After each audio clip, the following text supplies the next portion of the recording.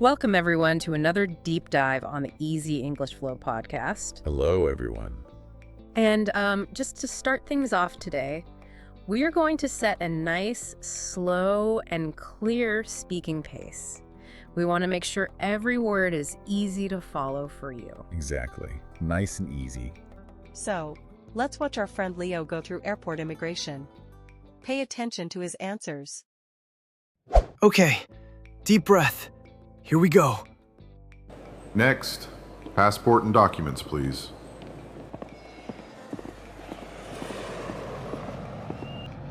Good morning, officer. Here it is. What is the purpose of your visit? I'm here for vacation. How long are you planning to stay? For 15 days.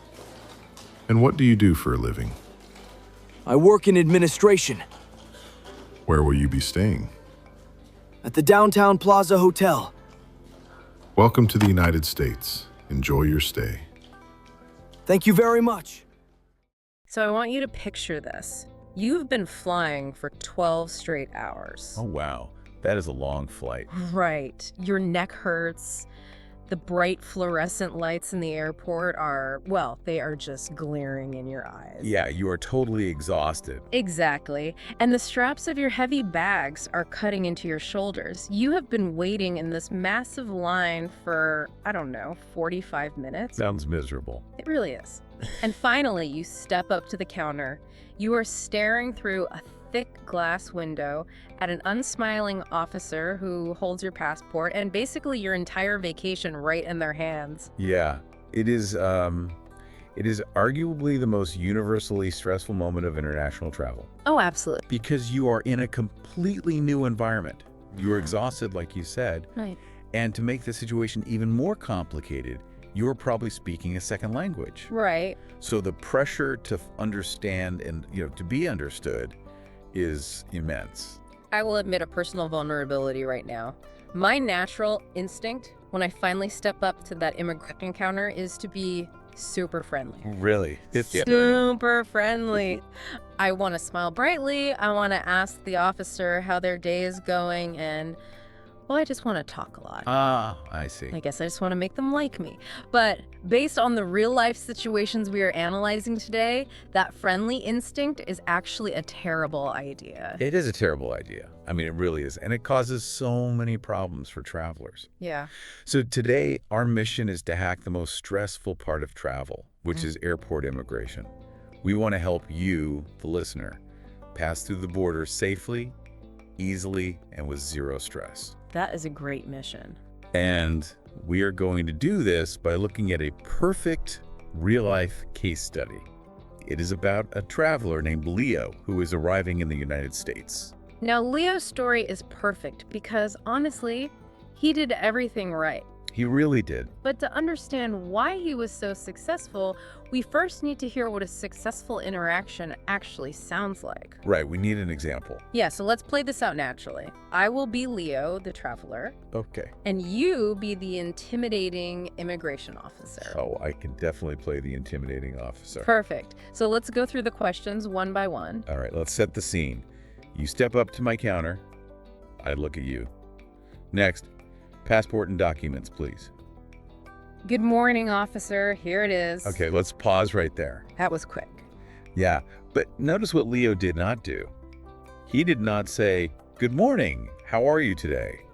I'm so tired from my flight." Ah, right. He offered a very basic, polite greeting, and he immediately provided what was asked for. No extra words. Exactly. Let's continue. What is the purpose of your visit? Vacation. How long are you planning to stay? For 15 days. And what do you do for a living? I work in administration Where will you be staying? at the Downtown Plaza Hotel. And right here, I silently hand you my printed hotel reservation. Welcome to the United States. Enjoy your stay. Thank you very much. And we're done. Wow, that was really fast. It was. If we break down that interaction, the most obvious characteristic is how incredibly short his answers were. Yeah, mostly just one or two words. Exactly.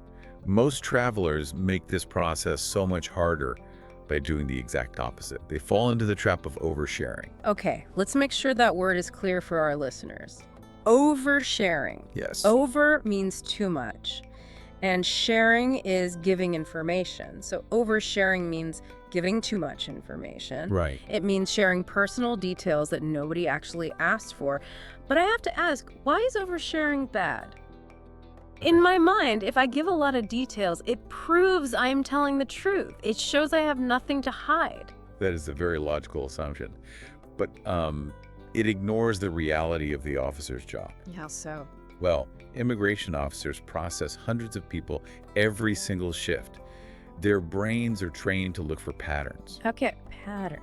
Yes, and more importantly, they're trained to look for anomalies. An anomaly is something that is different from normal. Ah, I see. So when you give a one-word answer like vacation, you fit the safe, normal pattern. Precisely. But when you start telling a long, complicated story, you break that pattern. You become the anomaly. Exactly. You become an anomaly. Wow. Because officers see hundreds of people, oversharing creates instant suspicion. Wow. When you talk too much, you're waving a massive red flag. Wait, let's stop right there for a second. That is a fantastic vocabulary phrase for our listeners to learn.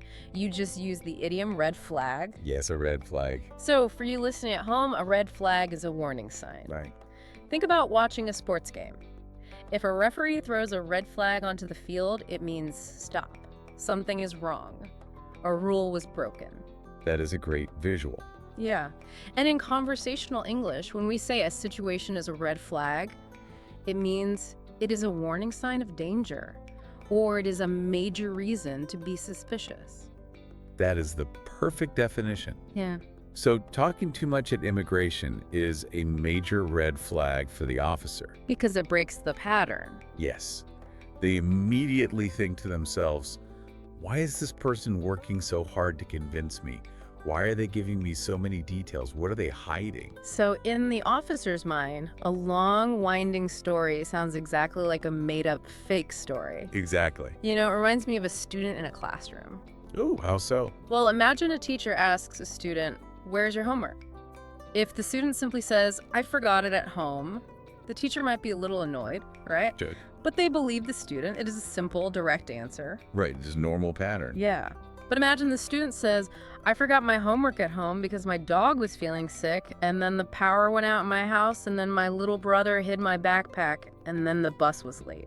Oh, wow. Yeah. What does the teacher think then? The teacher instantly knows the student is lying.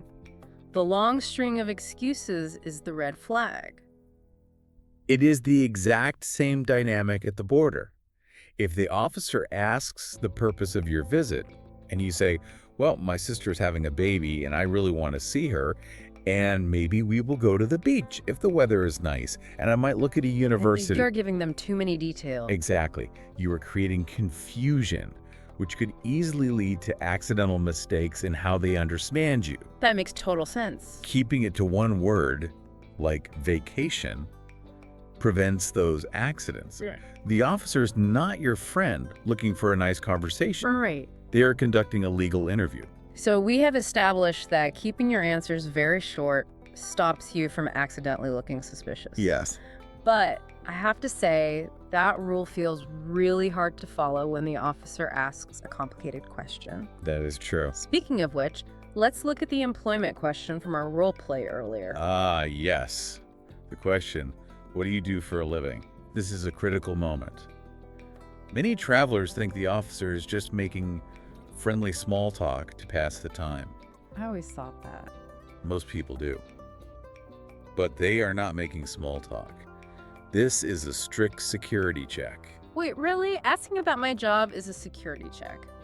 Yes, it is. How does that work? Why do they care what I do in my home country?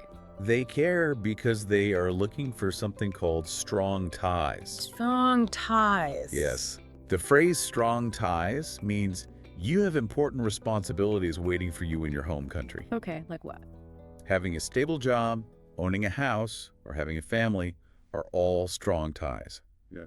The officer needs proof that you have a good reason to leave the United States at the end of your trip. Oh, wow. That completely changes how I view that question. It changes everything, right? It really does. So when I say I have a job in my home country, what I am really communicating to the officer is, I promise I will not stay in your country illegally. I have to go back to my job. Precisely. That is the subtext. The hidden meaning. Yes, the real meaning behind the question. They want to ensure you will not overstay your visa. But, this is where I start to panic a little bit as a traveler. Why is that? Well, what if my job is really complicated to explain in English? Let's say I manage the supply chain logistics for a specialized agricultural machine parts company. That is a mouthful. Exactly. Do I need to explain all my daily tasks to the officer? Do I need to translate my complicated job title into perfect English? Absolutely not. In fact, doing that can completely ruin your entry process. Really? Let me give you an example to show you why. Please do. I recently saw a case study about a traveler who was a freelance graphic designer. Okay, freelance. Right. They did small jobs for many different companies online. When the officer asked, "What do you do for a living?" the traveler tried to explain their entire business model. Oh, no. Yeah, they talked about having multiple clients, working on temporary contracts, and getting paid through different international platforms. Let me guess. Because they use so many words, the officer got suspicious. Very suspicious. To the officer, words like freelance, multiple clients, and temporary contracts sounded unstable. Right, not like strong ties at all. Exactly. It sounded like the traveler did not have a permanent, safe job to return to. That is terrifying. Because of that over-explanation, the traveler was sent to a secondary interview room and interrogated for 3 hours. 3 hours? All because they over-explained their complex career. That sounds like an absolute nightmare. A 3-hour interrogation just because they didn't keep it simple. Yes. So what is the alternative? How do we answer truthfully without creating that confusion? You do exactly what Leo did. You use one simple, broad category word. Just a category. Yes. The officer does not need to know the complex details of your daily tasks. If you work in an office managing supply chains, you just say administration. Oh, I see. So I just find the easiest, most basic English word for my industry. Yes. Like if I sell specialized medical equipment to hospitals, I just say sales. Exactly. If I teach advanced university physics, I just say education. Perfect. If I write computer code for a global banking app, I just say technology. Yes. I work in technology. Yeah. It is 4 simple words. That is so much easier. It answers their security question perfectly. It proves you have a stable job to go back to.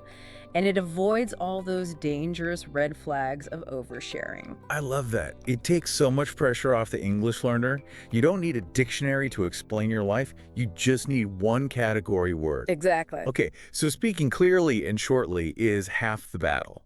But now we have to talk about the physical proof you need to provide. Yes, the documents. This is where things get really fascinating because honestly, this is where most modern travelers completely fail. They really do. The mistake is relying entirely on digital document on their smartphones. It is incredibly common, and it is a terrible idea at the border. I am guilty of this. I always think my hotel reservation is in my email, my return flight is on my airline app.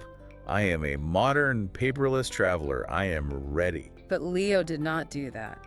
No, he didn't. When the officer asked where he was staying, Leo silently handed over a physical, printed piece of paper. Right. Let's pause for a quick vocabulary explanation here. I just use the phrasal verb hand over. Hand over. For our listeners, to hand over means to give something directly to someone using your hands. You transfer the physical item from your hand to their hand. A very useful phrase. So Leo handed over the printed paper. Why is that simple, old-fashioned action so powerful? To understand why paper is so powerful, we have to elevate how we think about the border. We have to talk about the concept of friction. Friction. Yes. The airport immigration system is a high-volume processing machine.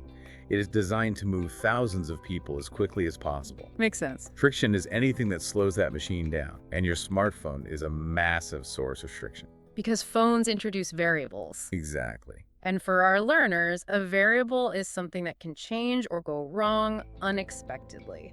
Think about all the variables with a phone. There are so many. Your phone battery might die after a 12-hour flight.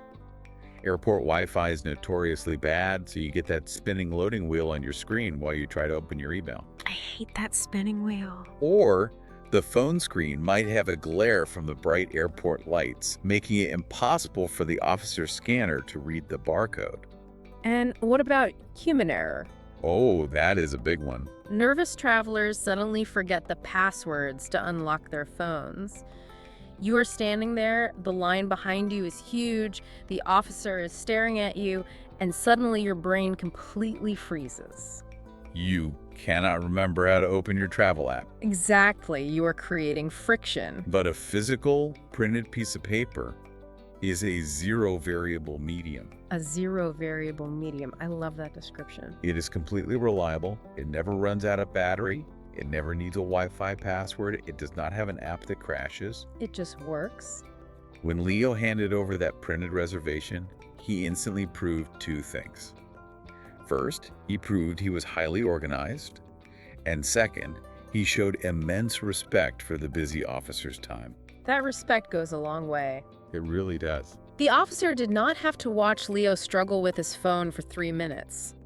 The officer looked at the paper, saw the hotel address, saw the dates, and stamped the passport. Because Leo removed all the friction, he was able to breeze through immigration. Oh, nice phrase. That is another fantastic idiom. Let's pause and explain that one too. Breeze through. Yes, to breeze through something. When you think of a breeze, think of a gentle, easy wind on a warm day. It moves easily and naturally. Right. If you breeze through a process like a difficult exam or airport immigration, it means you pass through it very easily and very quickly with no problems at all. That is a perfect explanation. Leo breezed through the border because of a simple piece of paper. He did. It might feel a bit old-fashioned in our modern digital world to carry a folder of paper.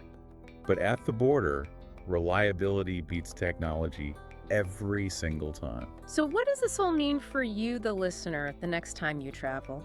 Let's collect the most important takeaways from everything we have discussed today. Sounds good. First, keep your answers incredibly short. Give one-word answers if possible, like vacation or business. Do not tell a long story because oversharing creates suspicion.